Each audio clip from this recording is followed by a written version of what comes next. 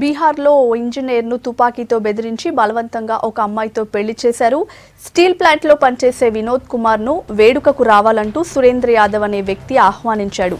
అనుకున్నట్లుగానే పెళ్లికి వినోద్ కుమార్ అటెండ్ అయ్యాడు. ఆ వెంటనే వినోద్ను తమ ఇంటికి బలవంతంగా తీసుకెళ్లిన సురేంద్ర తన చెల్లెలిని పెళ్లి చేసుకోవాలంటూ బలవంతం పెట్టాడు. కాదు కూడదంటే చంపేస్తానంటూ బెదిరించాడు. తన్ను విడిచిపెట్టాలని వినోద్ ఎంత వేడుకున్నా ఎవరూ పట్టించుకోలేదు. తలపై తుపాకీ పెట్టి మరీ బెదిరించడంతో విధిలేని పరిస్థితుల్లో వినోద్ తాళి కట్టాడు. ఇది జరుగుతున్నంతసేపు అతను ఏడుస్తూనే ఉన్నాడు. చుట్టుపక్కల ఉన్న వాళ్లు కామెడీగా చూశారే తప్ప అడ్డుకునేందుకు ప్రయత్నించలేదు. బాధిత కుటుంబ సభ్యుల ఫిర్యాదుతో పోలీసులు కేసు దర్యాప్తు చేస్తున్నారు.